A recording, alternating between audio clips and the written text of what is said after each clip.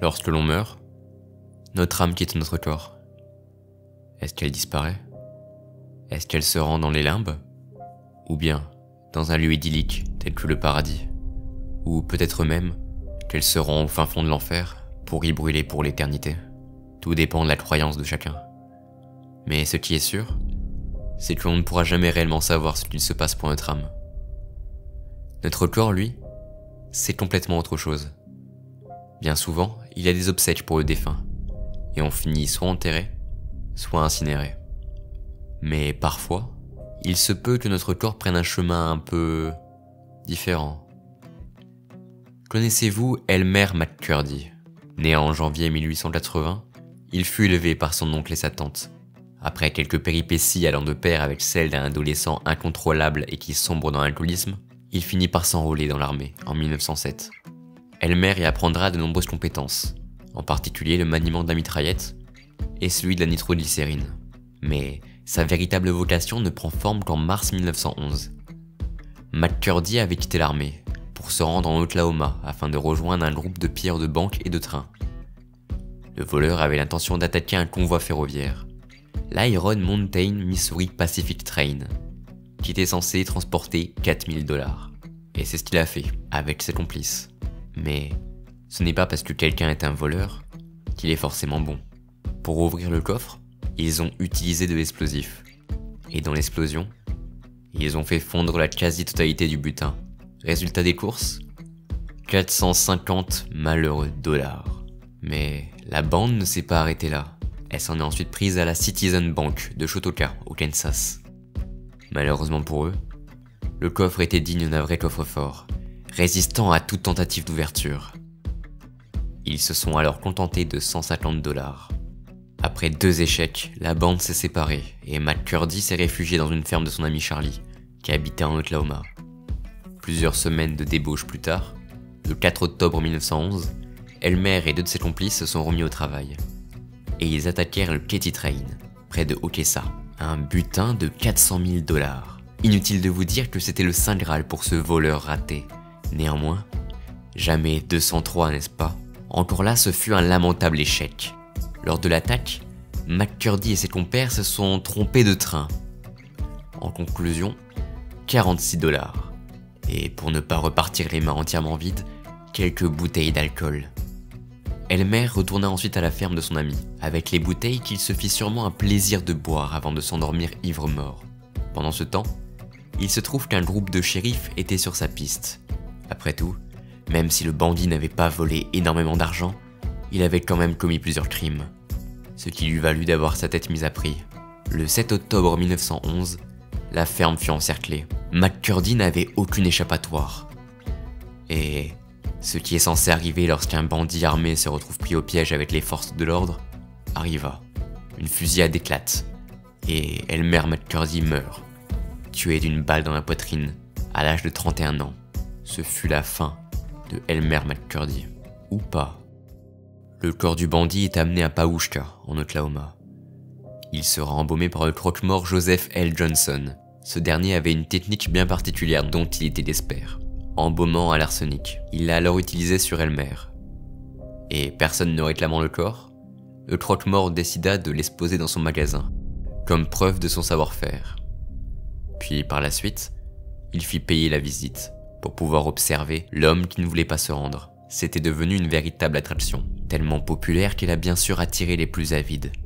5 années après la mort du voleur, en 1916, James et Charles Patterson se présentèrent comme étant les frères d'Elmer et réussirent à obtenir une autorisation pour récupérer le corps. Mais la réalité était tout autre. La cupidité les avait poussés à saisir l'opportunité qu'était McCurdy pour leur profit personnel. Ils étaient propriétaires d'une foire itinérante nommée Great Patterson's Carnival Show. Le cadavre du bandit fut alors exhibé à travers tout le pays. Il sera revendu en 1922 à Louis Sonnet, propriétaire du fameux musée du crime à Los Angeles, pour l'exposer dans les différentes étapes américaines de son musée itinérant. À ce stade, il est clair que la dépouille de McCurdy était de plus en plus considérée comme un objet. Et cela s'est confirmé en 1933, quand le réalisateur et producteur Dwayne Esper a loué le cadavre dans le but de promouvoir son film intitulé Narcotique. Et c'est aussi à cette période que le corps a commencé à montrer des signes de décrépitude. Après la mort de Louis Sonnet, en 1949, Elmer est entreposé dans un hangar à Los Angeles. Jusqu'en 67, lorsque le fils de l'ancien propriétaire a cédé le corps au producteur américain David F. Friedman pour de la figuration dans un film d'horreur nommé Chiffrick, réalisé par Byron Mabe et qui sortira la même année. Il s'agit de la deuxième fois que le cadavre de McCurdy est utilisé dans le milieu du cinéma. À l'époque, le côté quelque peu éthique de l'utilisation de l'ancien bandit ne semblait pas perturber plus que ça les gens. Mais l'aventure post-mortem d'Elmer ne s'est pas arrêtée là. Friedman a revendu la dépouille à Spoony Singh, propriétaire du Hollywood Wax Museum. Ce dernier prêta McCurdy pour une exposition dans le Dakota, dans les monts Rochemort, et suite à une tempête assez violente, le corps fut endommagé et mutilé. Et dans les années 70, il fut vendu à Ed Lirch, copropriétaire du parc d'attractions The Pike à Long Beach en Californie. La réalité s'est peu à peu estompée avec le temps, la momie devenant un véritable mannequin dans la tête des gens. Elmer McCurdy est alors pendu à une potence en tant que tel dans le décor de l'attraction Love in the Dark, et il ne bougea pas. Du moins, jusqu'en 1976. À cette époque, L'homme qui valait 3 milliards est une série très populaire, et dans le cadre de l'épisode Carnaval d'espions, l'équipe de tournage investit le parc. Tout se déroulait pour le mieux. Mais le hasard étant bien fait, lors d'une scène, un technicien décide de déplacer ce qu'il croit être un mannequin. Un bras s'est alors décroché, et l'homme fut horrifié de constater qu'il s'agissait de restes momifiés d'un corps humain. Le technicien venait en réalité de déplacer Elmer McCurdy, qui était suspendu là depuis plusieurs années.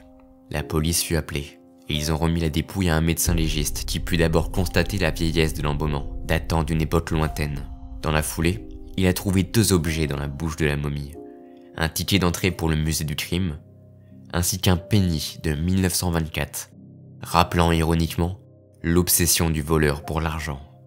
Ce n'est que le 22 avril 1977 que le périple de la dépouille d'Elmer McCurdy s'est achevé. Après des mois d'enquête et de traçage de parcours du corps, son identité fut confirmée.